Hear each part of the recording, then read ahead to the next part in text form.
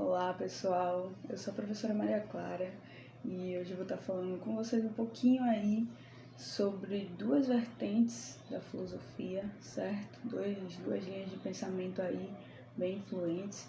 Essa aula, na verdade, ela era para ter sido dada de modo síncrono, certo? Eu até peço desculpa para vocês, principalmente para quem estava no dia, né, que foi o dia 8. Eu tive alguns problemas técnicos em relação à internet, ainda tentei de algumas outras formas, mas acabou não rolando a aula até o final.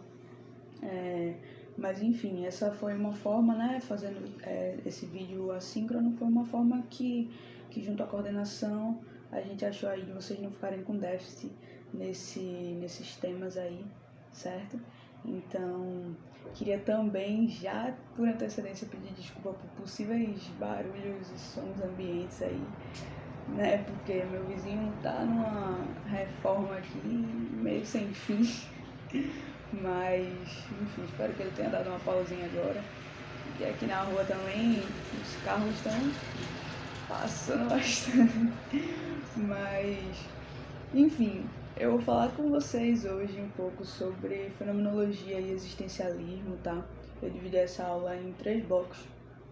Eu vou falar inicialmente sobre fenomenologia, depois sobre existencialismo, depois a gente vai resolver algumas questões, né? Na verdade eu vou resolver algumas questões aqui para vocês acompanharem e vou tentar deixar em algum lugar aqui, eu tinha feito um PowerPoint com as questões para o caso da aula síncrona, mas eu vou tentar deixar em algum lugar aqui do vídeo, eu não entendo muito de edição, mas acho que dá para fazer isso, né?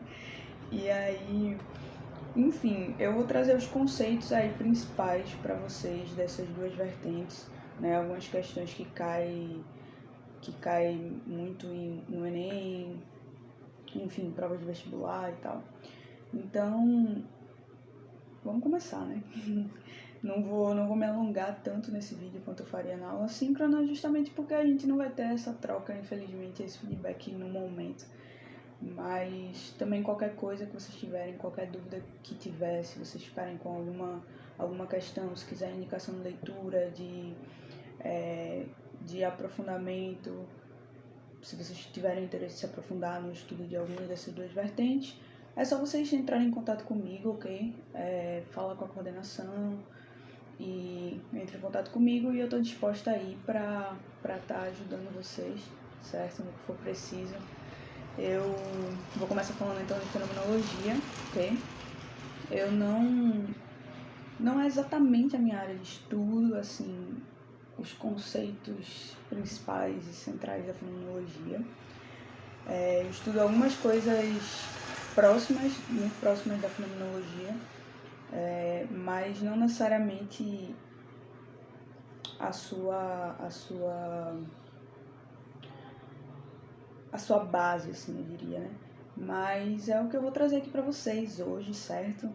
Eu acho que o que eu separei vai dar conta aí de ajudar aí vocês nessa preparação, certo? Então vamos lá. Fenomenologia. A fenomenologia nós temos alguns nomes, né, relacionados. Eu posso lembrar aqui do Heidegger, do Husserl, que é mais ou menos o que a gente vai falar um pouco hoje. Tem o Sartre, tem o Merleau-Ponty, né? Então tem alguns nomes aí na filosofia, nomes relativamente conhecidos, né? E, enfim, o Husserl, né, que é um desses nomes que eu citei, o Edmund Husserl, ele vai ser conhecido como o pai da fenomenologia, né? O cara que desenvolveu a fenomenologia ali no finalzinho do século XIX. E o Husserl, ele vai desenvolver essa fenomenologia, né, que é essa vertente filosófica, esse método filosófico, a partir de uma crítica ao método experimental da ciência, né? Mais precisamente da psicologia enquanto ciência empírica. Então, o que o Husserl vai fazer é o seguinte, não está gostando da forma com que as coisas estão se desenvolvendo, a ciência ganhando toda uma força, enquanto modo principal de de chegar a conhecimento, certo? E o que o Husserl vai fazer, existe também, né, nessa época um enfraquecimento aí da filosofia, né? A filosofia ela vai para um patamar menor, se diz que tudo tem que ser resolvido pela ciência, a ciência vai dar conta de tudo, né? A psicologia enquanto ciência empírica também, para o estudo dos fenômenos mentais, né, da mente. E o Husserl, ele não está muito feliz com isso. E o que é que ele vai dizer? Olha, eu vou desenvolver o meu próprio sistema filosófico rigoroso, certo? Que eu quero estabelecer enquanto uma ciência rigorosa, porque o Husserl ele também era matemático, né? E ele vai dizer, bom, se a ciência, né, e a psicologia, elas partem de... São ciências empíricas, né? São formas de produção de conhecimento empírico. Então, eu vou tentar desenvolver uma filosofia que parta de conhecimentos a priori, ou seja, conhecimentos antes da experiência, certo? Conhecimentos necessários, a priori.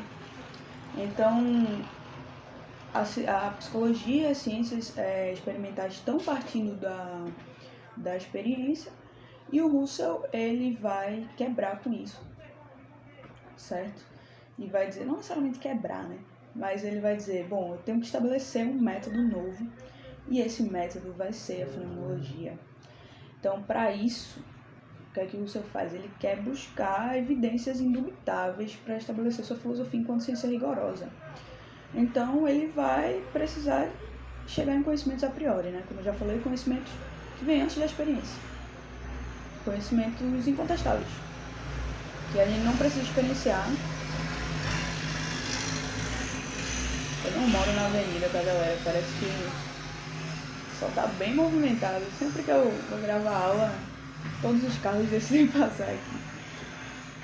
Mas enfim, voltando pro Husserl, ele tá atrás de produzir esse conhecimento necessário, né?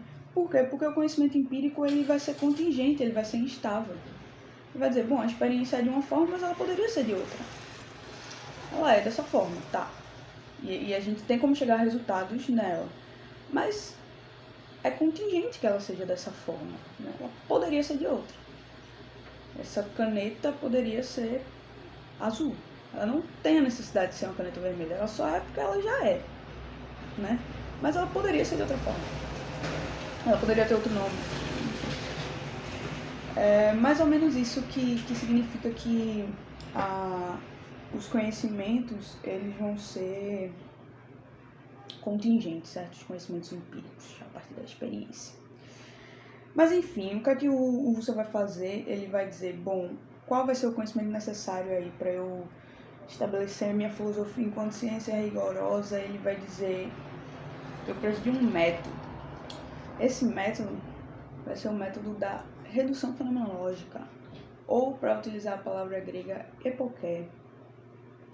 Epoché vai ser, por entre parênteses, o mundo para a compreensão dos fenômenos. Certo? A gente está falando de fenomenologia, né? Fenomenologia é uma palavra que é constituída por outras duas palavras, fenômeno e logos. Fenômeno vai ser aquilo que se mostra, aquilo que aparece, certo? E logos vai ser o pensamento ou a capacidade de refletir, né? Fenomenologia, a capacidade de refletir ou pensar sobre aquilo que se mostra, sobre aquilo que aparece, certo? Então,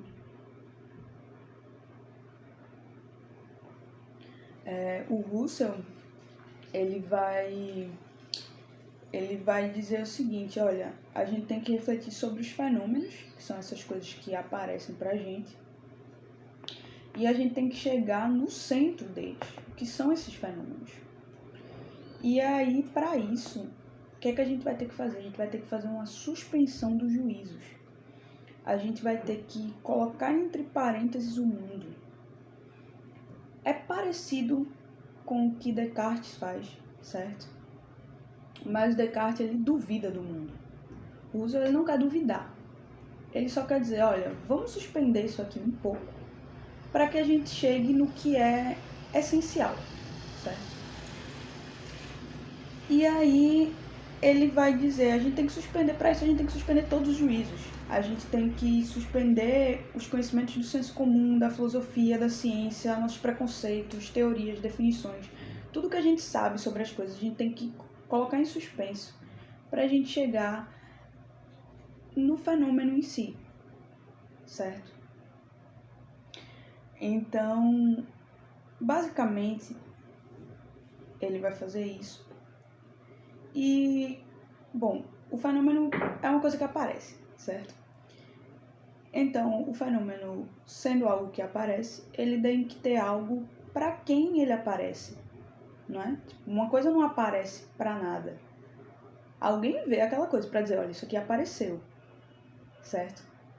Aquela coisa, ela tem que ser apreendida de alguma forma, por alguma coisa que seja, para que ela tenha esse caráter de aparecimento. Senão, não tem como você dizer uma coisa aparece sem você constatar para quem ela aparece, né? Para que ela aparece, enfim, ou para o que, no caso, ela aparece. E para Husserl, na tentativa, né, nessa suspensão de juízos, vamos ver para quem ela aparece, né, para o que ela aparece. Ele vai dizer que os fenômenos, eles aparecem à nossa consciência, eles aparecem para a nossa consciência, certo? Na verdade, não necessariamente nossa, mas para a consciência. Então, ele vai chegar nisso a partir da redução, da redução fenomenológica. Ele vai chegar na noção de consciência, certo? A consciência é algo que apreende as coisas, apreende os fenômenos, percebe os fenômenos, certo? Experiencia os fenômenos, de qualquer forma que seja. Então, quando ele vai fazer essa suspensão, porque é isso, né? A gente sabe muito sobre o conhecimento, sobre o funcionamento do cérebro, por exemplo, na ciência, sobre, enfim, vários conhecimentos. E quando a gente suspende esse, o que é que ele vai chegar? Ele vai chegar na noção de consciência. Mas não é a mesma noção de consciência que o Descartes chega, por exemplo, no cogito, no penso logo existo. É a noção de consciência intencional. Isso é uma coisa muito importante. Se falar de fenomenologia, falar de consciência intencional, sabe? Se falar de consciência intencional ali, tá junto com fenomenologia, certo? Então, se a questão coloca, é consciência intencional, o que é? Você sabe que você pode associar a fenomenologia. Então, quando a gente suspende os juízos, a gente chega na constatação indubitável da consciência. A consciência intencional não é a mesma de Descartes. A consciência não é uma substância. Ela não é independente. Ela é dependente, porque ela é intencional. Você pergunta, professora, o que é consciência intencional? Eu vou falar um pouquinho para vocês aqui, mas eu tenho um vídeo no Instagram do portal sobre intencionalidade, certo? Então, se vocês ficarem em dúvida com a minha explicação daqui, pode ir lá no vídeo, que tá explicado bem direitinho, 15 minutinhos sobre o vídeo. Mas eu acho que aqui vou deixar bem claro também. Que é o seguinte, a consciência intencional, pode escrever no caderninho. Consciência intencional, puxa uma setinha. Essa frase, toda consciência é consciência de alguma coisa. Essa é uma frase do Husserl, que basicamente abarca o significado da consciência intencional, do que é intencionalidade, no caso. Claro que tem, enfim, a intencionalidade, como grande maioria dos conceitos de filosofia, tem seus vários desdobramentos. Mas no seu cerne, toda consciência é consciência de alguma coisa. Então, quando o Husserl fala isso, ele está quebrando com uma noção de uma dualidade sujeito-objeto, certo? Ele está quebrando com a dualidade do percebido, certo? Fenômeno percebido e a coisa que percebe o fenômeno. Porque os dois são a mesma coisa. Vou tentar explicar. Se eu penso em algo, certo? Se eu sonho, por exemplo, eu sonho com algo. Se eu eu vejo algo. Basicamente, todos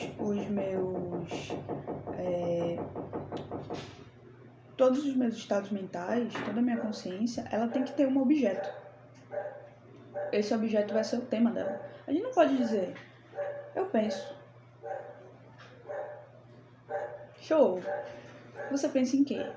Certo? Tipo, não tem consciência sem alguma coisa. Então, no mesmo tempo que a gente percebe um fenômeno, no mesmo tempo que a gente percebe algo. Então, o fenômeno de perceber, ele é tematizado por algo, ele tem um objeto, certo? Seja esse objeto qual for. Aí, quando a gente fala objeto, eu tô falando de qualquer tipo de coisa no mundo, não necessariamente objetos físicos, mas emoções,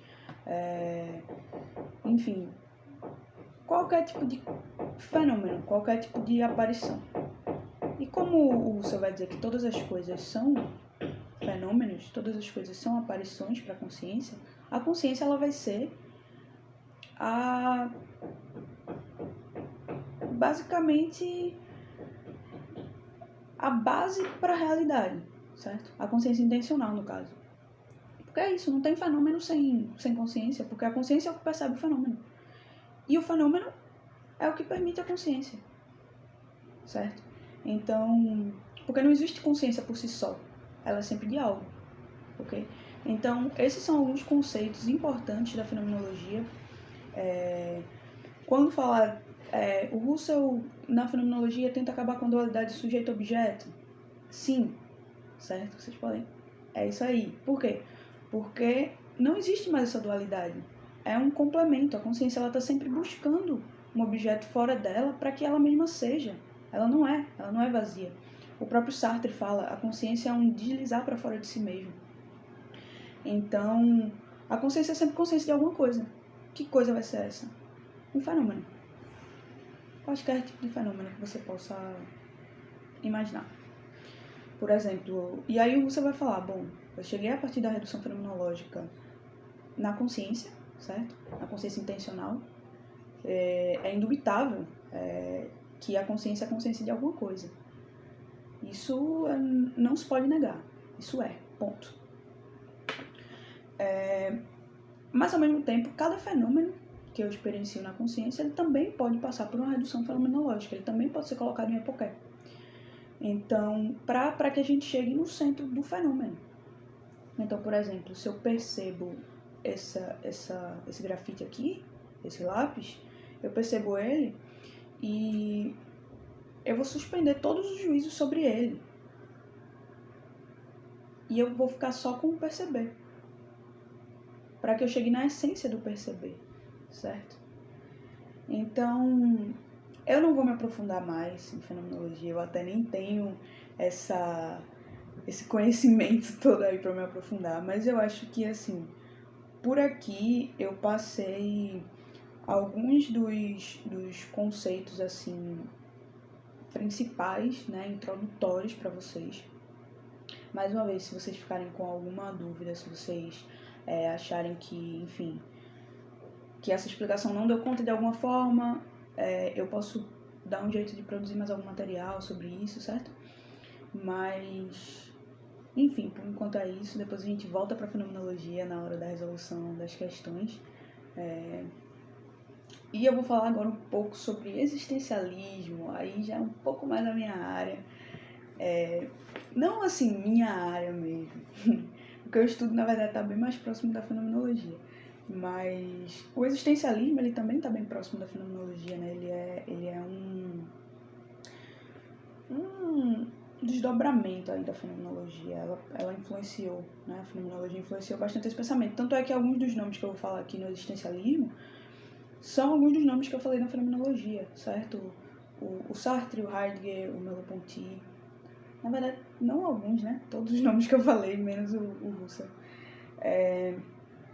Então, eu vou falar um pouco para vocês sobre o existencialismo. Eu já dei aula também anteriormente aqui no portal sobre existencialismo, né? Quando era presencial. E vamos lá, né?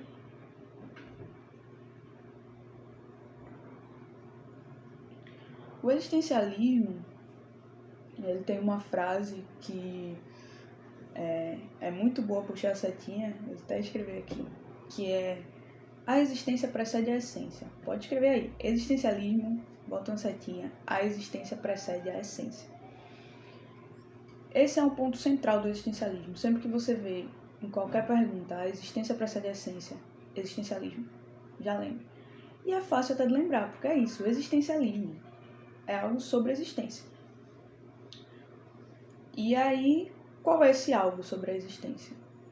É um estudo sobre a existência, são considerações sobre a existência. Quais considerações são essas?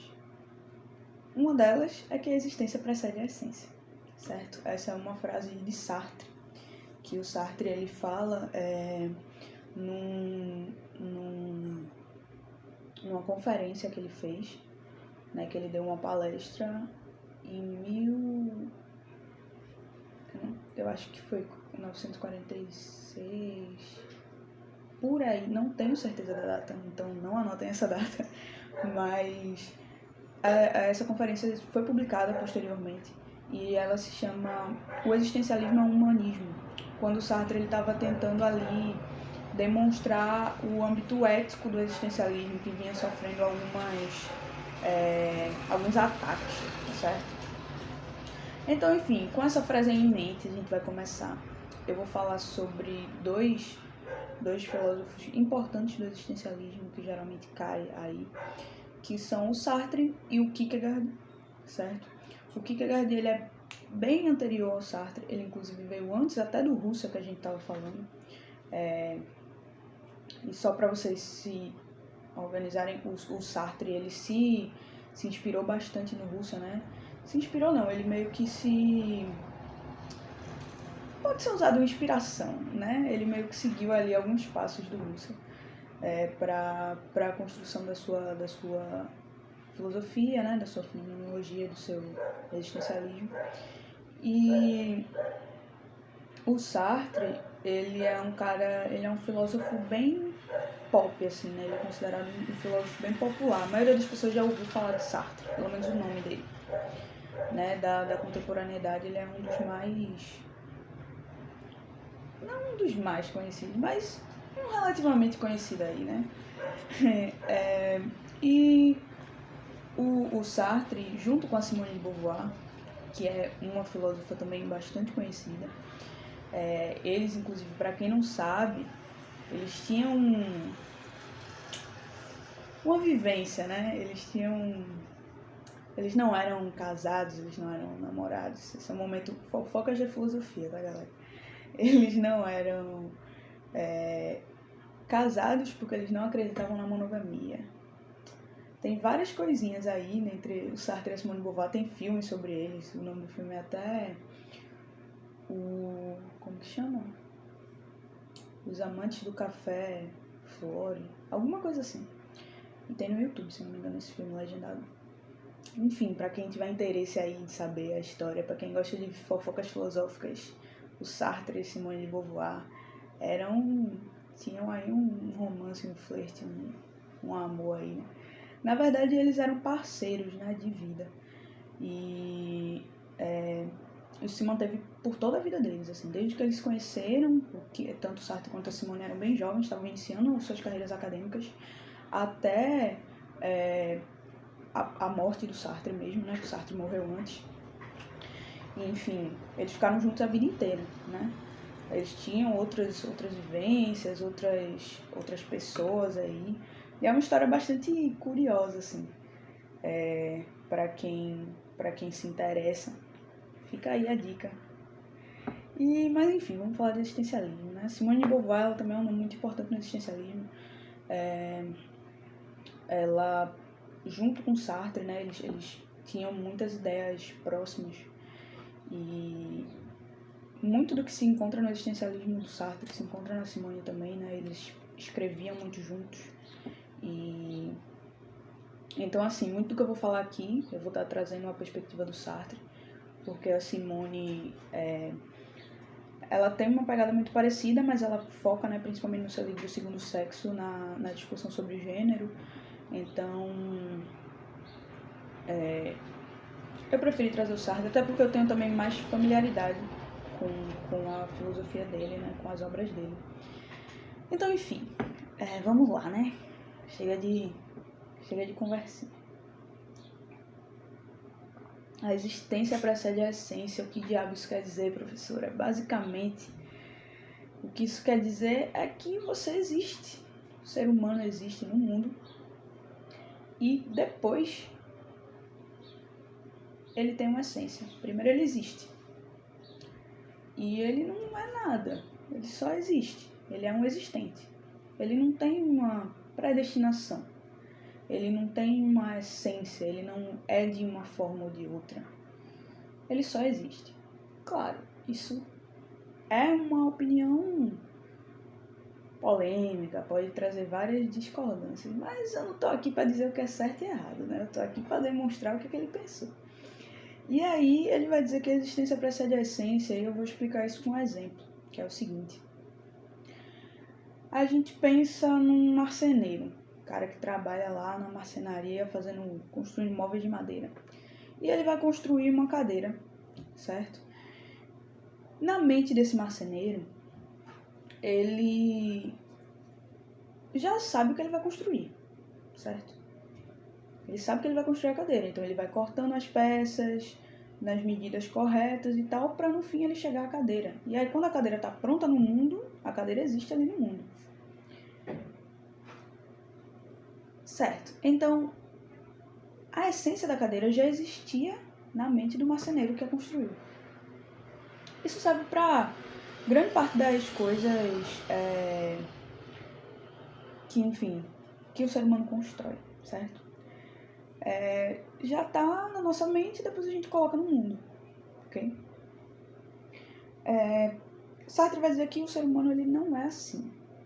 Não é assim que rola com o ser humano. Não tem em nenhuma criatura divina, superior ou no universo, não há uma ideia de ser humano. Na medida, por exemplo, que Platão fala, né? Que existe o mundo das ideias, o mundo onde existe a essência das coisas e depois, né? E essas coisas existem no mundo, né? Aqui é a sombra, mas a essência está no mundo inteligível. Para Sartre, não existe tal mundo. As coisas existem, certo? O ser humano ele existe. Não estava na mente de ninguém, não estava na mente de Deus, não estava no intelecto de absolutamente nenhum tipo de ser a essência do ser humano. Ele só é no mundo, certo? Então, é isso que quer dizer que a existência precede a essência. Você diz, pô, professora, mas se o ser humano ele só é no mundo, como que a gente... Mas a gente tem essência, eu tenho uma essência, eu sou eu tenho algo que me identifica enquanto eu. Vai dizer, sim, a gente tem essência. A gente só não vem com ela já pronta. A gente constrói ela, certo? Então, basicamente é isso que a frase a existência precede a essência quer dizer. Então, se falarem disso, cair em alguma questão, vocês lembrem. Isso é existencialismo, isso é Sartre, principalmente na obra O Existencialismo é um Humanismo, certo? Porque o existencialismo, ele foi um termo cunhado pelo Gabriel Marcel, se eu não me engano. E que nem o Sartre, nem o Heidegger, nem Simone de Beauvoir, nem Merleau-Ponty, nenhum desses, nas suas principais obras, utilizou o termo existencialismo. Sartre, por exemplo, com o Ser e o Nada, o Heidegger com o Ser e Tempo, não falam de existencialismo, certo? Depois o Gabriel Marcel, que é outro existencialista, que é um existencialista cristão, depois é que ele cunha e chama essas pessoas de existencialista. Então, assim, o Sartre e a Simone, por exemplo, eles aceitaram esse termo. O Heidegger negou, não aceito, não sou existencialista de jeito nenhum. O Merleau-Ponty ainda relutou um pouco. Eita, caiu aqui. O Merleau-Ponty relutou um pouco, não gostou muito de ser associado, mas depois, ao que me parece, ele aceitou aí esse rótulo aí de existencialista. Mas, enfim, O existencialismo, então, ele é uma vertente que muita gente pode ser associada a ele justamente por conta desses conceitos, que são os conceitos principais que eu vou estar trazendo aqui para vocês, que algumas pessoas utilizam na sua filosofia, nas suas construções, né, dos seus pensamentos e das suas teorias, sem necessariamente dizer, olha, eu sou existencialista, até porque tinha uma fama complicada o existencialismo na França na época, né, virou algo muito pop, né, se existia uma confusão sobre o que era existencialismo ou não, né, então existiu o existencialismo enquanto vertente filosófica, existiu o existencialismo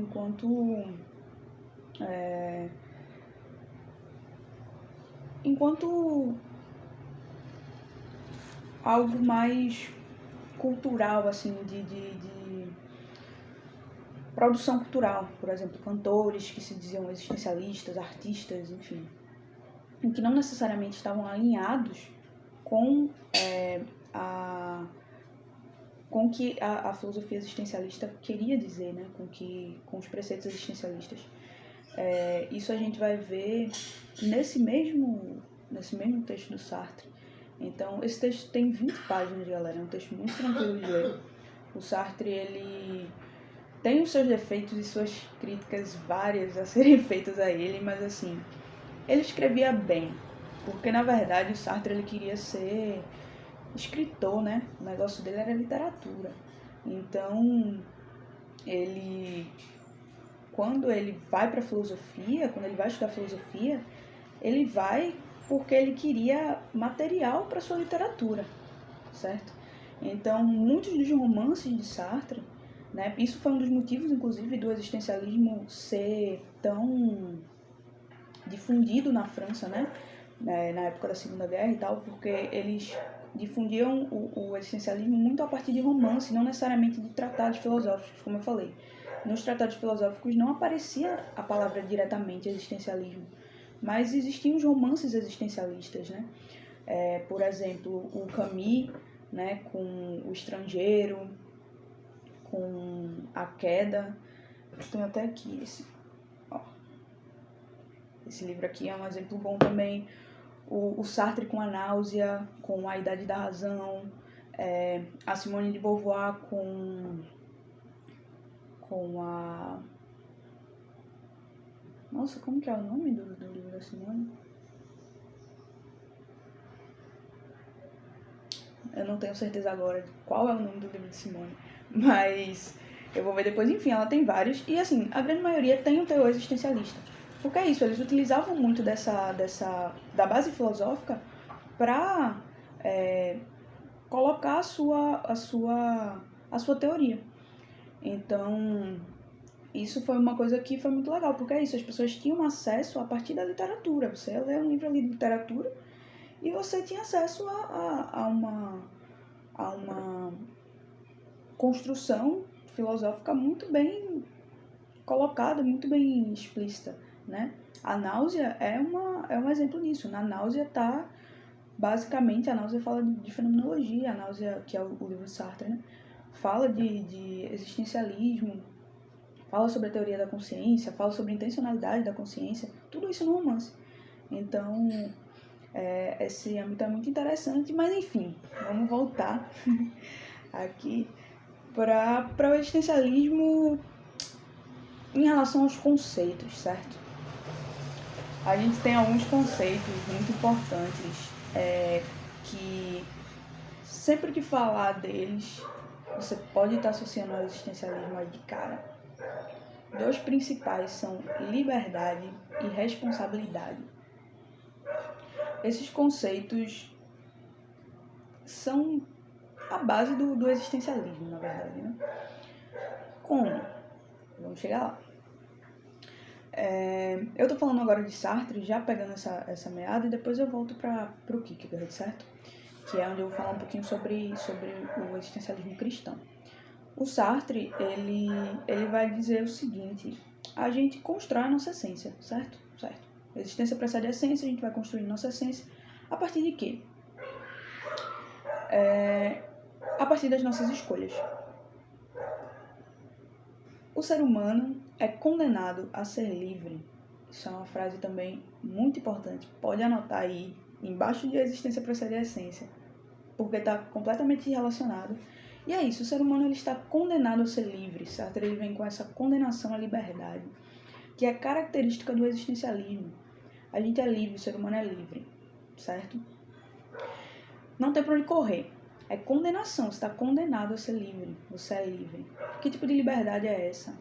É uma liberdade de escolha. Você é livre para escolher. Nós somos livres para escolher. Tá. Depois, no futuro, depois que ele já está mais velho, que ele já pensa em algumas coisas, Sartre revê essa noção geral de liberdade de escolha. Não necessariamente de liberdade de escolha, mas dessa liberdade a fundo que ele via. Porque é isso, a gente tem a liberdade para escolher. Mas ainda assim a gente é conduzido por uma série de coisas, certo? Se a gente, por exemplo, nasce rico, a gente tem um leque muito maior de escolhas que a gente pode fazer do que se a gente nasce pobre. Isso é bem claro, eu acho, né? Então, alguns âmbitos sociais, nesse momento dessa discussão sobre existencialismo, o Sartre não havia considerado mais a fundo. É como eu falei, dá pra fazer algumas críticas a ele, mas esse não é o ponto aqui. Condenação à liberdade, estamos condenados a ser livres, a gente tem que escolher, não tem como. A gente é livre para escolher, e a gente tem que escolher. Tudo que a gente faz é uma escolha. Eu escolhi botar essa camisa aqui. Eu poderia ter escolhido outra. Poderia até ter ficado melhor no vídeo, não sei. Eu posso escolher parar de gravar agora e mandar a aula completamente pela metade.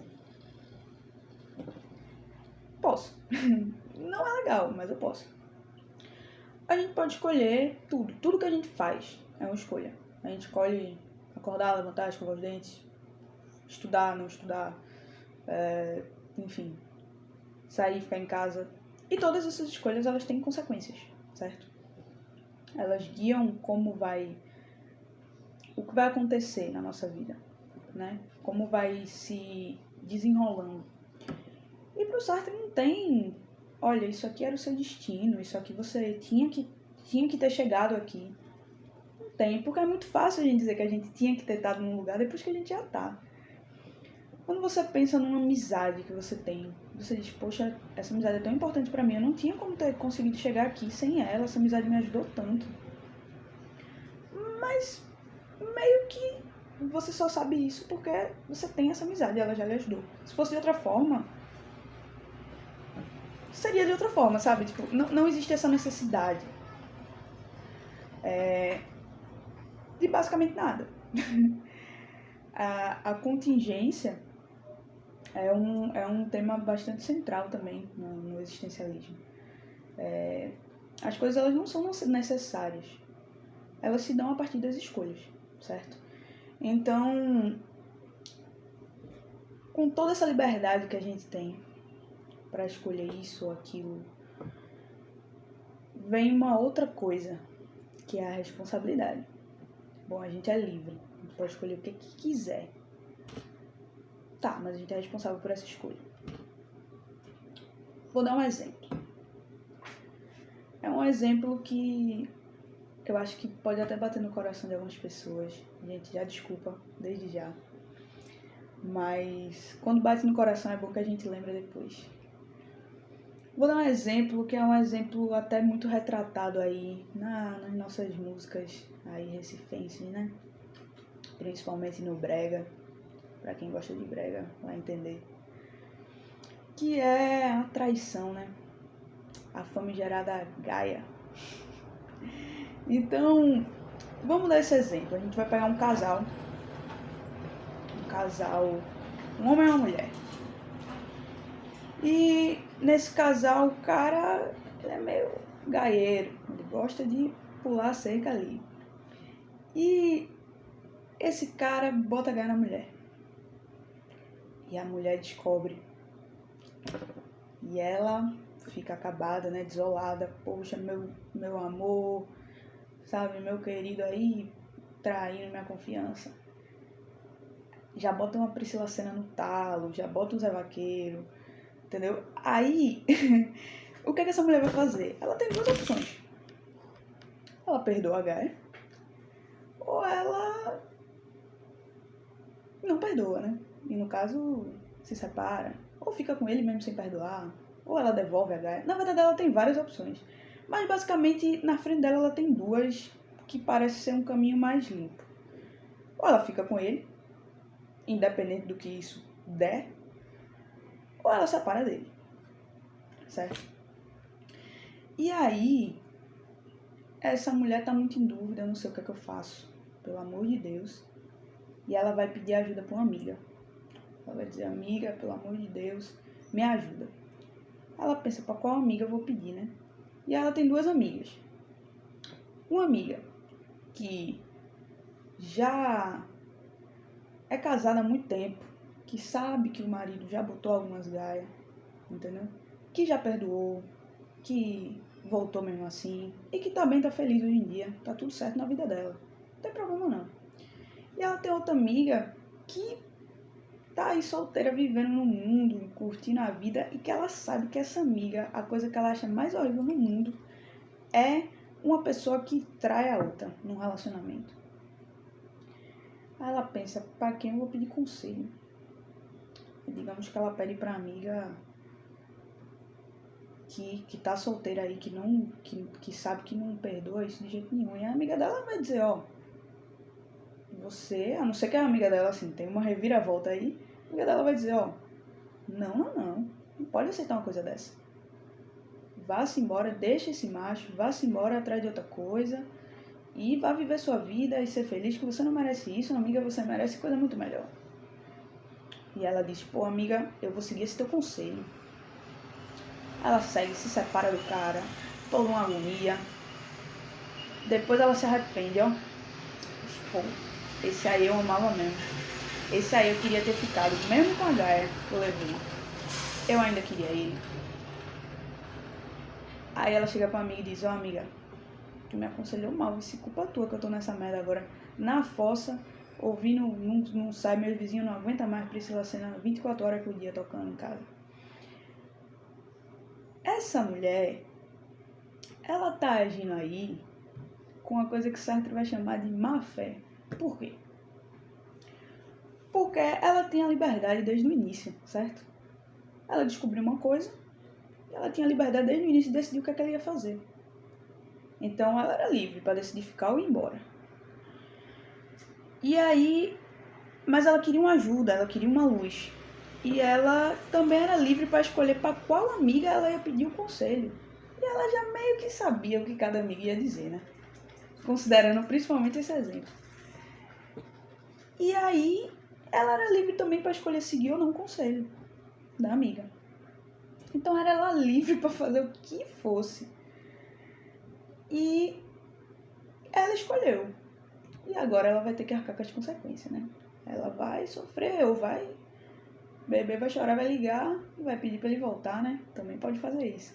Então, assim, basicamente, a gente faz escolhas e a gente tem que assumir a responsabilidade direta pelas nossas escolhas. Não tem um amigo que a gente vai dizer, pô, amigo, tu me aconselhou mal e por isso que eu tô nessa situação agora. Não existe isso, gente. Liberdade e responsabilidade é nossas escolhas. A gente tem que assumir a responsabilidade por elas, ponto. Até na hora de escolher a amiga para aconselhar, ela já sabia o que ela estava escolhendo. Quando você faz isso, quando você tenta passar a sua responsabilidade das suas escolhas para outra pessoa, você vai estar agindo com o que Sartre chama de má fé. Você vai estar agindo de má fé. Você vai estar tentando se enganar. Você vai estar tentando dizer para você mesmo que você não era livre para escolher o que é que você queria, que você foi influenciado por coisas externas. Mas não, você era livre. Você escolheu aquilo porque você quis e agora arque com as consequências. Do mesmo jeito que o moço também escolheu trair a moça porque quis. Então ele também tem que arcar com as consequências de ser botado para fora de casa, ou seja, o que é que for. Então, esse exemplozinho aí, essa história fictícia, não tão fictícia assim, né? Porque a gente vê bastante isso acontecendo. Mas essa história aí é basicamente para vocês entenderem um pouco esse conceito de liberdade e responsabilidade, certo? A gente é livre e a gente vai escolhendo e tomando responsabilidade pelas nossas escolhas, e a partir disso a gente vai se construindo no mundo, a gente vai construindo a nossa vida, a gente vai construindo a nossa essência, certo? Então, liberdade e responsabilidade, pode anotar, 2 conceitos muito importantes, né? Agora, quais são as consequências dessa liberdade e responsabilidade? Tem consequências, porque o ser humano ele é livre e ele é responsável pelas suas escolhas. Ele vai ser feliz? Ele vai ser massa sabendo disso? Sartre vai dizer, ó, vai não, velho. Por quê? Porque o ser humano existencialista, principalmente para Sartre, ele vai ser 3 coisas. Ele vai ser angustiado, desesperado e desamparado. Pode anotar essas 3 coisas, se aparecer na prova. O ser humano angustiado, desesperado e desamparado é o ser humano existencialista, certo? Por que, meu Deus, ele vai ser isso tudo? Porque o ser humano, primeiro que ele vai se desesperar porque ele é livre e ele não existe nenhuma natureza humana na qual ele possa se apoiar para acreditar que alguém vai agir de alguma forma. Ele só pode contar com a sua própria vontade, certo? Então ele vai ser desesperado. Eu só posso contar com o que eu faço. Já que não tem essência humana, não existe natureza humana, é todo mundo escolhendo, é todo mundo livre para escolher constantemente, eu só posso contar com as minhas escolhas, com o que eu posso fazer. Eu não posso contar que o outro vai agir de determinada forma. Porque é isso, a mulher da história contou que o marido não ia trair ela, e ele traiu, ele escolheu. Então, isso é meio desesperador, porque a gente não tem segurança, né? Então, isso é basicamente o que significa o ser humano desesperado quando se depara com o existencialismo para Sartre. É isso. Não existe nada que eu possa me apoiar para dizer, olha, isso aqui vai acontecer dessa forma. Claro, não dizendo que a gente não pode confiar nas pessoas, acreditar nas pessoas, e as pessoas não vão honrar os compromissos. Isso acontece. Mas, assim, elas vão honrar se elas quiserem, né? Não tem nada na natureza humana, na essência humana, que vai obrigar a pessoa de determinada forma, certo? E aí o ser humano, ele também é angustiado. Por que ele vai ser angustiado? Porque à medida que o ser humano se escolhe, certo? Cada escolha que a gente faz vai construindo a nossa essência, vai construindo quem a gente coloca no mundo, certo? Se o homem da historinha decidiu trair a mulher, ele está colocando no mundo uma imagem de homem que trai a mulher, certo? Então ele está representando uma imagem. Para dar um exemplo que talvez fique um pouco mais claro, quando a gente pensa em alguns movimentos que a gente via em outros tempos, por exemplo, ali nos anos... Qual os anos que era a galera do Paz e Amor? Eu não vou lembrar. Mas ali no Woodstock, né? Aquelas pessoas, elas tinham anos 60, né? Se não me engano, acho que é. Elas tinham um propósito de vida, né? Elas queriam a paz, né? Elas acreditavam no amor, não sei o que, elas se vestiam de determinada forma, elas se comportavam de determinada forma. E aí elas criaram um movimento e isso criou uma identidade do ser humano em uma época no mundo. Então, hoje em dia, desde as escolhas pequenas que a gente faz, até as maiores, a gente está escolhendo uma imagem para ser colocada no mundo, certo? Quando eu me escolho me vestir de uma forma e não de outra, eu estou escolhendo uma imagem de ser humano que eu vou colocar no mundo. Quando eu escolho me comportar de uma forma e não de outra, também eu estou escolhendo isso. Então, por exemplo, uma coisa que eu acho muito caricata que vem acontecendo em relação à questão de estilo, assim, para dar esse exemplo, por exemplo, o pessoal do trap, né? Que é uma variação do rap, né?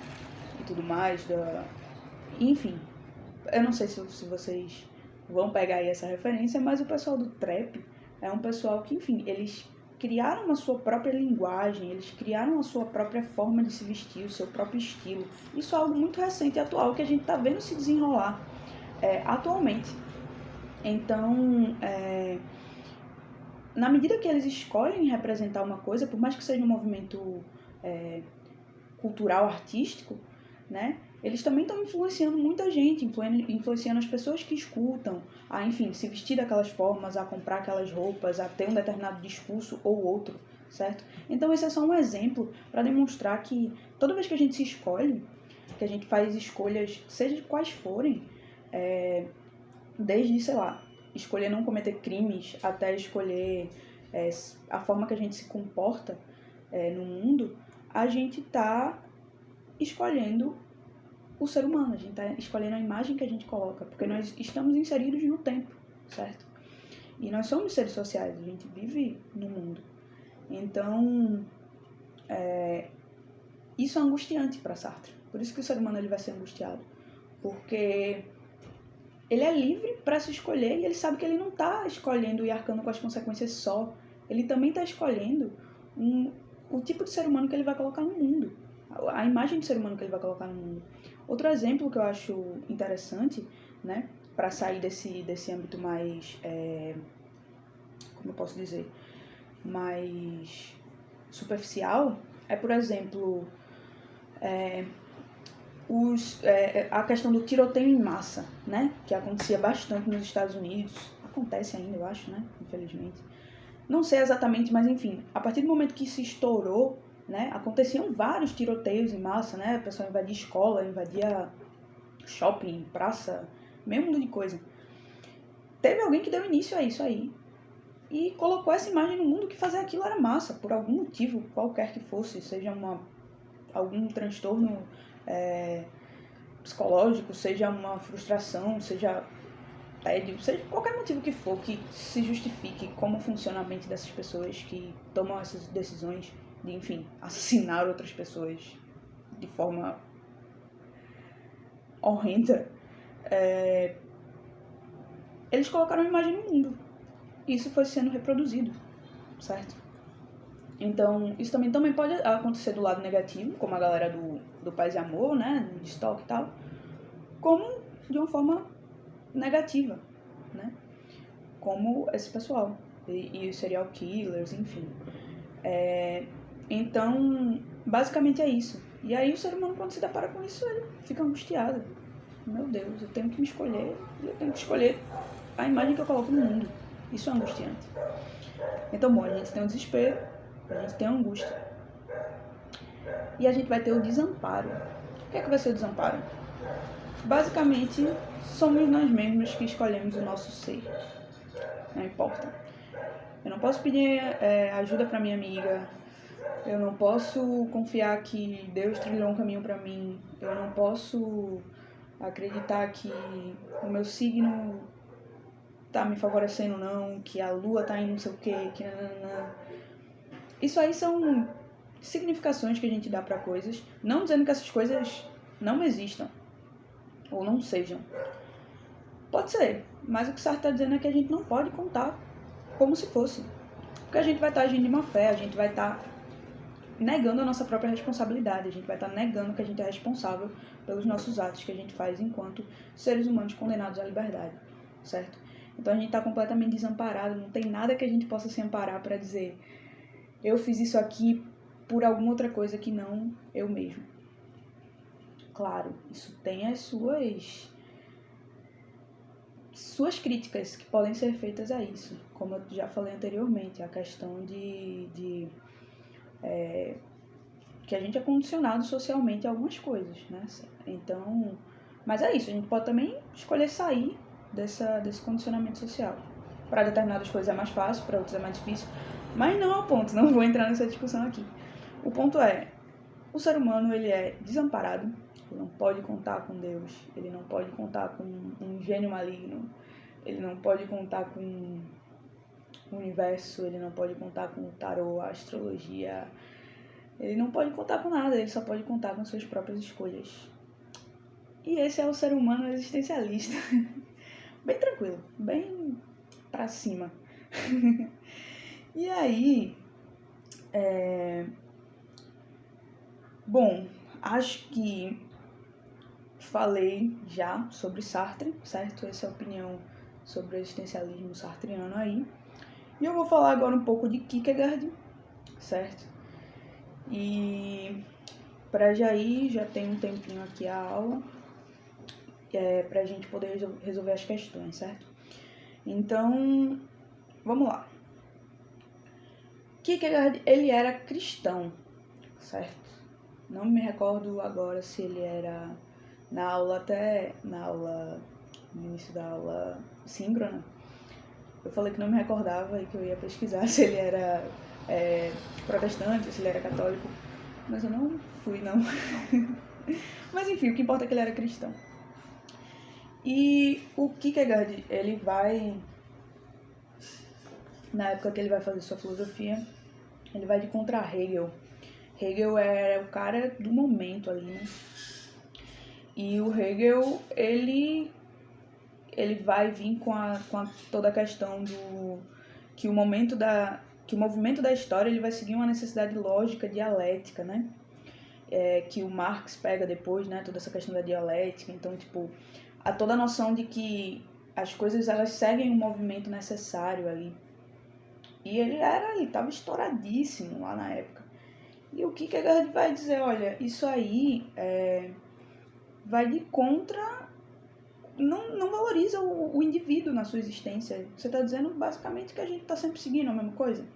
Que a gente está sempre indo no mesmo círculo ali, sabe? Nesse mesmo movimento histórico. Né? E a existência individual, né? E aí é onde o Kierkegaard vai começar o seu existencialismo, certo? Então, muito do que eu falei aqui no existencialismo sartreano também se aplica ao Kierkegaard. Na verdade, o Sartre que pega do Kierkegaard, né? E só que aí o que eu achei interessante trazer é pelo Kierkegaard ser cristão, onde fica a questão de Deus aí, né? Porque se Sartre diz, olha, a gente é desamparado, não existe essência aí que tá em nenhuma mente divina para dizer como é nossa, como a gente vai ser. Não existe nada disso, a gente mesmo que constrói, a gente é desamparado, a gente é a existência e preu, só. Depois não existe mais. Tem até uma frase dele, que é: todo ser humano nasce sem razão, prolonga-se por fraqueza e morre por acaso. Basicamente é dizendo, olha, não tem ordem de nada, a gente só está construindo aí coisas. E o que não significa que a gente não deva se engajar, certo? O que não significa que a gente não deva tomar partido de coisas, que a gente deva viver na loucura. Não, a gente até pode, mas enfim, é isso, né? Consequências, liberdade, todo aquele papo que eu já falei. Mas enfim, onde é que entra Deus nessa história com o Kierkegaard? O Kierkegaard, ele não vai procurar, ele vai contra o que acontecia muito aí na época da filosofia medieval, né? Que era uma tentativa de conciliar Deus, o divino, com a razão. Ele vai dizer, olha, eu não vou procurar esse problema aí pra mim, não. Ele vai fugir disso, certo? Ele é um homem de fé. E ele vai dizer, olha, a fé, ela não é racional. A fé é fé. Eu tenho fé e pronto, isso não precisa ter um sentido necessariamente racional. Então, ele vai dizer que Deus é o desconhecido. A gente não pode analisar Deus a partir da razão, de forma lógica, certo? A gente não pode analisar dessa forma. É o que Kierkegaard vai dizer, certo? Então, ele vai dizer que acredita que o que está envolvido na vida de fé não pode ser nem refutado, nem validado pela lógica convencional. A gente não pode nem dizer, olha, essa... Caiu aqui o microfone. A gente não pode nem dizer, olha, essa fé é válida, ok, cheguei logicamente, faz sentido. Nem dizer que não é. Porque é outra coisa, certo? É fé. Então, ele não vai presumir que a experiência racional, que o discurso racional vai conseguir deixar a experiência religiosa compreensível. Não vai, gente. Experiência religiosa é fé. Tô sentindo isso e preu. Não vai ter discurso que vai colocar isso de forma racional para isso ser validado ou não. Ele foge dessa questão metafísica de dizer o que é Deus. Até quando Deus está relacionado à razão, ele vai dizer, olha, eu tenho fé e pronto. E Deus é desconhecido, não é isso, mas eu tenho fé e eu conheço. E é isso, sabe? Quem tiver fé também, tenha. Então, ele dá até um exemplo de Abraão com seu filho Isaac, né? Que, se não me engano, é aquele que ele pede, que Deus pede para Abraão sacrificar o filho, e Isaac vai lá e enfim, vai obedecer, né? Até que é parado para provar sua fé. Isso não tem discurso racional, lógico, que demonstre pra gente o quão faz sentido essa escolha, né, dele. Esse ato de fé. Não, é só o ato de fé. Ponto. Sabe? Racionalmente a gente não vai dizer, mas realmente isso faz sentido, porque faz sentido? Não, mas faz sentido no meio da experiência da fé, certo? Então é isso que o Kierkegaard vai falar. Então, ele não vai dizer que o ser humano, ele vai manter a ideia de angústia e desespero nos mesmos termos de Sartre, mas ele não vai colocar o ser humano enquanto desamparado, porque para ele há Deus, certo? Só que Deus meio que não está entrando na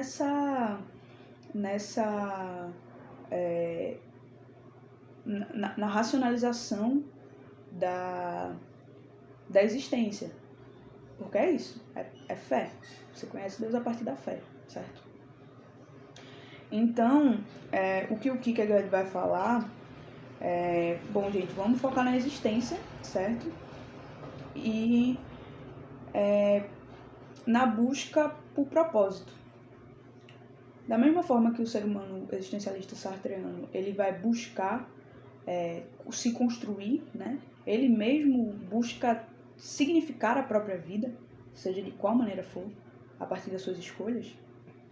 Para Kierkegaard acontece da mesma forma. O ser humano também é livre, também tem total responsabilidade por suas escolhas. Mas Kierkegaard ele vai adicionar 3 coisas, que vão ser 3 estágios de vida, né, ou modos de vida, que vão ser, pode anotar aí também, caso caia em alguma questão, é importante. O modo de vida estético, o modo de vida ético e o modo de vida religioso. E esses vão ter níveis diferentes de importância, certo? Um vai ser mais importante que o outro. Então, no modo de vida estético, ele vai dizer que é o modo de vida mais banal possível. É um modo de vida onde existe a busca por prazeres triviais, egoísmo, você não tem muito objetivo, você busca seu próprio prazer, certo? O egoísmo está muito atrelado a esse modo de vida estético, que a gente pode fazer uma ponte com a má-fé de Sartre, certo? Faz um sentido aí, no sentido em que no modo de vida estético, você pode até saber que você é responsável por você e pelos outros e enfim, que você tem essa responsabilidade, que você... Tudo aquilo que eu falei, mas você escolhe ignorar e priorizar seus prazeres, certo? Então, esse é o primeiro, né, o modo de vida estético, que para ele vai ser o piorzinho, é aquela galera que só vive... Hoje em dia a gente poderia dizer, por exemplo, uma galera que vive para exemplificar assim, única e exclusivamente por aparência em redes sociais, por exemplo, né, para ganhar like, para coisas assim.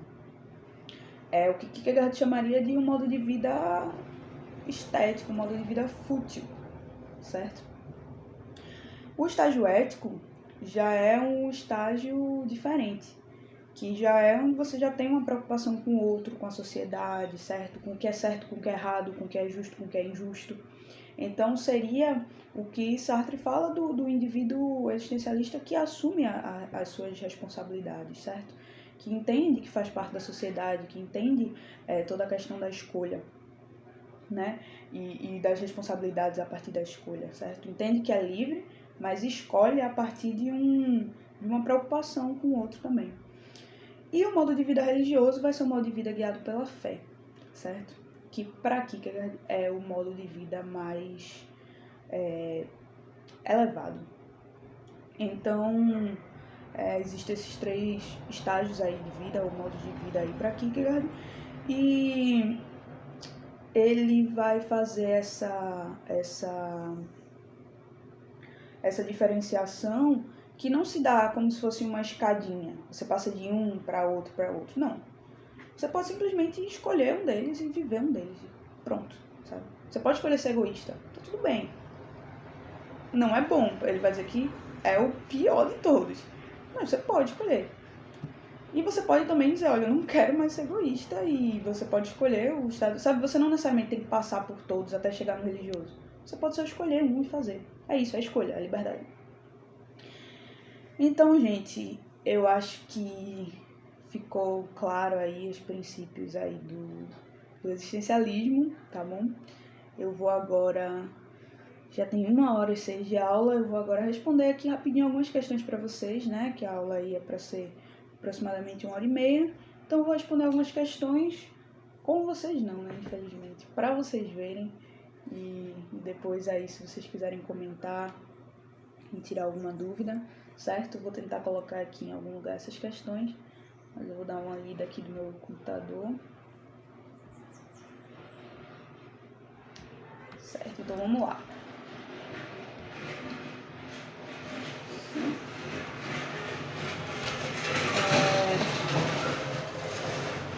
Primeira questão aí vai dizer o seguinte: mas se verdadeiramente a existência precede a essência, o homem é responsável por aquilo que é. Já sabe que é sobre existencialismo, né, a questão? Assim, o primeiro esforço do existencialismo é o de pôr todo o homem no domínio do que ele é e de lhe atribuir a total responsabilidade da sua existência. E quando dizemos que o homem é responsável por si próprio, não queremos dizer que o homem é responsável pela sua restrita individualidade, mas que é responsável por todos os homens. Assim, a nossa responsabilidade é muito maior do que poderíamos supor, porque ela envolve toda a humanidade. Isso é aquilo que eu estava acabando de falar, né? E aí, conforme o texto é correto afirmar aqui, para o existencialismo, o homem não é responsável por todos os seus atos, pois a sociedade o limita. Já corta essa. O homem é responsável por todos os seus atos, todos. A humanidade é responsável pelo fato de os homens não terem plena liberdade? Claro que não, já corta. O homem tem plena liberdade, o ser humano tem plena liberdade. A sociedade limita as pessoas, logo não somos responsáveis por nossas ações. É errado. A responsabilidade não é restrita ao indivíduo, estende-se a toda a humanidade. Aquilo que eu estava falando. A gente é responsável pelo ser humano que a gente coloca no mundo. Então a responsabilidade estende-se para toda a humanidade e é isso aí mesmo que estava certo. Ó. Letra D, então. Certo? Basicamente é isso. Lembrar que o ser humano é existencialista, livre e responsável. Se disser não é livre, não é existencialista. Isso aqui é do Enem 2016. Ser ou não ser, eis a questão. Morrer, dormir, talvez sonhar. Aí está o obstáculo. Os sonhos que hão de vir no sono da morte, quando tivermos escapado ao tumulto vital, que dá à desventura uma vida tão longa. Hamlet, Shakespeare. Esse solilóquio, não sei como pronunciar essa palavra, pode ser considerado um precursor do existencialismo ao enfatizar a tensão entre consciência de si e angústia humana, inevitabilidade do destino e incerteza moral, tragicidade da personagem e ordem do mundo, racionalidade argumentativa e loucura iminente, dependência paterna e impossibilidade de ação. Gente, aqui é importante dizer que a gente não precisa necessariamente analisar todo o texto, né? Desmiuçar ele. A gente só precisa entender alguns dos conceitos chaves do existencialismo. Ele falou de existencialismo e ele colocou alguns conceitos aqui. Consciência de si e angústia humana. É esse, gente. Angústia humana. Eu não sei nem... Eu não saberia para vocês interpretar aqui, realmente, desmiuçar esse trecho, mas só sabendo que se fala de consciência de si e angústia humana, a gente já sabe que é existencialismo, certo? Inevitabilidade do destino, não tem destino em existencialismo. Tragicidade da personagem, ordem no mundo, não tem ordem no mundo, existencialismo é tudo contingente. Racionalidade argumentativa e loucura iminente, não... Dependência paterna e impossibilidade de ação. O trecho nem fala dessas coisas, né? Então, assim, falou de angústia, consciência de si, existencialismo. Pode ir tranquilo. Olha aí, ó. Se a filosofia da UPL, se a filosofia deve ser ao mesmo tempo totalização do saber, método, ideia reguladora, arma ofensiva e comunidade de linguagem, se essa visão do mundo é também um instrumento que trabalha as sociedades carcomidas, se essa concepção singular de homem ou de um grupo de homens torna-se a cultura e por vezes a natureza de toda uma classe, fica bem claro que as épocas de criação filosófica são raras. Jean-Paul Sartre, em Questão de Método, que é já um livro dele, do que a gente chama de segundo Sartre, né? O Sartre mais velho. A ideia filosófica de Sartre, no texto acima, considera mais alto grau de conhecimento, a reflexão crítica do homem na sua existência, o valor do conhecimento no âmbito da essência, a concepção do homem como criação divina, o primado do conhecimento revelado, a raridade do conhecimento absoluto. A resposta aqui vai ser a reflexão crítica do homem na sua existência. Por quê? Porque o valor do conhecimento no âmbito da essência não tem essência, né? Tem a primazia é da existência no existencialismo. E aqui, é por isso que eu tô falando, se vocês souberem esses conceitos, se tiver na mente esses conceitos, já dá para você fechar a questão. Porque a reflexão crítica no homem na sua existência é exatamente o que a gente estava falando. É refletir criticamente sobre os seus atos para poder escolher, para poder fazer as escolhas corretas, certo? Olha aí.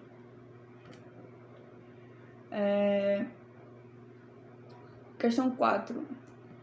Jean-Paul Sartre, 1905-1980, encontrou um motivo de reflexão sobre a liberdade na obra de Dostoiévski, Os Irmãos Karamazov. Se Deus não existe, tudo é permitido. A partir daí, teceu considerações sobre esse tema e algumas consequências que deles podem ser derivadas. Tudo é permitido se Deus não existe e, por conseguinte, o homem está desamparado porque não encontra nele próprio nem fora dele nada que se agarrar. Para começar, não encontra desculpas, estamos sós, sem desculpas. É o que posso expressar dizendo que o homem está condenado a ser livre. Condenado porque não se criou a si mesmo, e como, no entanto, é livre, uma vez que foi lançado no mundo, é responsável por tudo que faz. Jean-Paul Sartre, o existencialismo ao humanismo. Com base em seus conhecimentos sobre a filosofia existencialista de Sartre e nas informações assinale a alternativa correta. Porque entendo que somos livres, Sartre defendeu uma filosofia não engajada, isto é, uma filosofia que não deve se importar com os acontecimentos sociais e políticos de seu tempo. Eu coloquei até isso de forma rápida. Não significa o existencialismo, por mais que tenha toda essa ideia da contingência, né, de que as coisas não são necessárias, que a gente pode escolher qualquer coisa, não significa que a gente não deve se engajar. Para Sartre, essa noção de que a gente tem que ser livre e essa liberdade ser vista como um desapego total de todas as coisas, uma não não querer assumir responsabilidade com nada, com ninguém, não criar laços nem nada. Isso não é liberdade no sentido do que Sartre está falando. Sartre está falando de liberdade de escolha. Mas essa liberdade não impede a gente de se engajar. A gente é livre para se engajar ou não. A gente pode também não. Mas não é uma liberdade que diz que a gente não deve, certo? Então, sempre que disser que a filosofia existencialista ela é uma filosofia que pressupõe que a gente se mantenha parado, que a gente não se engaje, isso não é verdade, certo? Pelo menos na visão de Sartre. Okay? Então, tá errado, né? Essa parte aí já tá errada. Inclusive, Sartre é bastante engajado politicamente. Para Sartre, a angústia decorre da falta de fé em Deus e não do fato de sermos absolutamente livres, ou como ele afirma, o homem está condenado a ser livre. Já tá errado, porque a falta de fé em Deus, Sartre é ateu, né? E ele vai dizer que, na verdade, a existência ou não de Deus, ele é ateu, mas a existência ou não de Deus para o existencialismo não faz diferença. Ele só vai afirmar que bom, se Deus existir, ele não está influenciando, a gente continua sendo livre, a gente continua sendo responsável, ele não vai parar a gente de nenhuma forma. Então a angústia ela não vai decorrer da falta de fé em Deus, não, ela vai, pelo contrário, ela vai decorrer do fato de sermos absolutamente livres, ou como ele afirma, o homem está condenado a ser livre, né? A condenação à liberdade, é daí que decorre a angústia. As ações humanas são um reflexo do equilíbrio entre o livre-arbítrio e os planos que Deus estabelece para cada pessoa, construindo nisso a verdadeira liberdade. Não é, né? O livre-arbítrio, que já é essa concepção de liberdade no sentido mais cristão, né? Não condiz com o que Sartre fala. E muito menos os planos de Deus, né? Como a gente viu. E por último, para Sartre, as ações das pessoas dependem somente das escolhas e dos projetos que cada um faz livremente durante a vida e não da suposição da existência e, portanto, das ordens de Deus. Tá correto, né? Para Sartre é exatamente isso. Olha aí. E vamos para a próxima. Qual o postulado básico da fenomenologia? Voltando para o que a gente viu no comecinho, então. A fenomenologia afirma que o conhecimento não passa de uma interpretação da realidade. Isso é, de uma atribuição de sentidos determinada por uma escala ontológica de valores, constituindo-se, portanto, numa metafísica dos costumes. A fenomenologia, ela não vai se construir numa metafísica, não, certo? Ela vai buscar o estudo dos fenômenos, né? Os fenômenos que são as coisas que aparecem, ela não vai se construir enquanto metafísica. Então, se tentarem fazer essa associação, você já sabe que não dá. Em nome da verdade subjetiva, a fenomenologia recusa o projeto da filosofia moderna, recusando o pensamento analítico. Seu postulado básico afirma que o real deixa de ser racional. Não, também. Né? Em nome da verdade subjetiva, recusa o projeto da filosofia moderna, recusando o pensamento analítico. Não, porque o real deixa de ser racional, sabe? Ela faz ela não faz essa distinção, né? Entre realidade e racionalidade, como a gente viu. A fenomenologia procede por decomposição, enumeração e categorização dos objetos, fragmentando-os. Seu postulado básico é estabelecer a dicotomia entre razão e experiência, não, porque, novamente, ela não faz essa dicotomia entre razão e experiência, ou o que é real e o que é racional, certo? A fenomenologia, ela tende a querer quebrar com as dicotomias, na verdade. A fenomenologia pretende realizar a superação da dicotomia razão-experiência no processo do conhecimento, afirmando que toda consciência é intencional, ou seja, o objeto só existe para um sujeito que lhe dá significado. É exatamente isso. Foi o que a gente falou lá no início. A fenomenologia ela pretende superar a dicotomia da razão e da experiência e já aqui, afirmando que toda consciência é intencional, você já pega, entendeu? Você já pega que tá no caminho aí. Só, claro, tem que ler a questão toda, porque às vezes eles colocam umas pegadinhas. O postulado básico da fenomenologia é a metafísica fenomenológica, isto é, voltada para o reconhecimento do ser em si dos fenômenos, portanto vinculada a uma noção de ser abstrata e uma consciência transcendental. A fenomenologia não está associada com metafísica, mais uma vez, galera. Então, assim, ela busca o estudo do fenômeno, mas não numa situação em que o ser dos fenômenos é algo para além do físico, certo? Não é dessa forma, não. Sexta questão, a fenomenologia é um método e uma filosofia que surge no final do século XIX com Franz Brentano tendo como um dos principais representantes do filósofo Edmund Husserl. Sobre a fenomenologia, assinale as alternativas corretas. Franz Brentano, gente, é importante dizer que ele apareceu aqui, não é comum ver ele como o pioneiro da fenomenologia, assim, é mais comum realmente ver o Husserl, mas ele foi mestre do Husserl, ele foi professor do Husserl, e ele foi a principal influência para o Husserl ter a noção a noção, na verdade, de consciência intencional, né, como eu coloquei para vocês. Então, foi o Brentano que veio com essa noção de intencionalidade, de consciência intencional. Ele não foi o primeiro na história da filosofia a falar sobre intencionalidade, mas, enfim, nesse segmento aqui que decai na fenomenologia, ele foi o precursor aí dessa ideia de intencionalidade. Então, por isso aqui nessa questão está colocada como ele, como um dos principais representantes. Está colocado ele como o cara que deu surgimento, né, à fenomenologia. E o Husserl enquanto um dos principais representantes. Mas, enfim, isso aí, entendeu por que pode ser feita essa leitura também, né? Mas não é tão comum, geralmente é colocado com o Husserl mesmo, como o pai da fenomenologia, no caso. A fenomenologia de Edmund Husserl procura superar as teorias do conhecimento empirista e idealista, como também o dualismo entre sujeito e objeto. Isso aí tá certo, porque ele, como eu falei lá no início da aula mesmo, ele procura superar o empirismo, né, o conhecimento científico experimental que estava sendo feito, né? Então, ele procura superar isso, dizer que...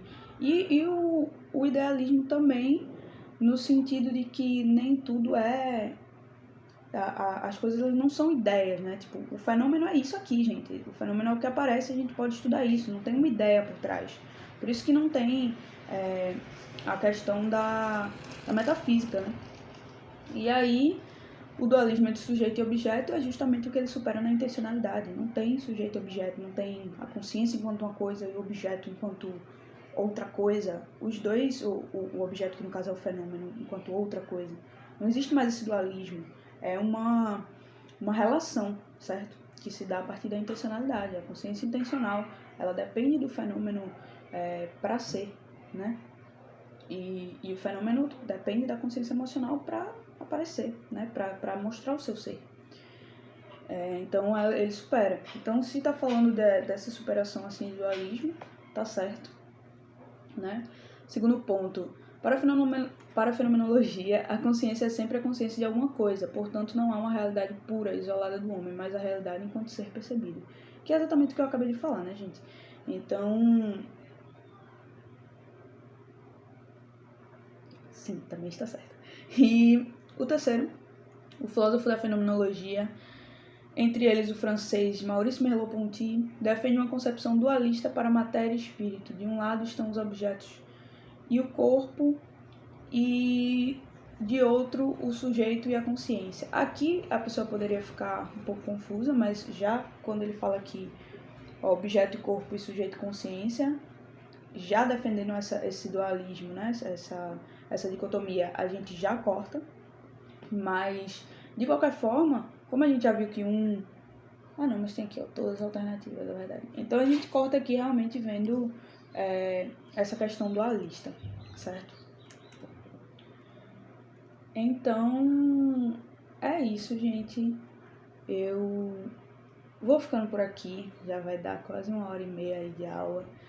Eu espero que vocês tenham gostado, quem chegou até aqui, que tenha sido útil aí para vocês. Desculpa aí mais uma vez os barulhos, a iluminação que foi entardecendo aqui e não está favorecendo muito, mas eu espero que que essa aula aí ajude vocês aí nos seus estudos. E mais uma vez estou me dispondo aí, qualquer dúvida que vocês quiserem, se vocês quiserem alguma indicação, se pretender se aprofundar aí nesses temas do existencialismo e de fenomenologia e quiser indicações de textos introdutórios, vocês podem falar comigo, tá bom? E é isso, muito obrigada aí a quem assistiu a aula e boa sorte aí pra vocês, a gente se vê numa próxima. Tchau!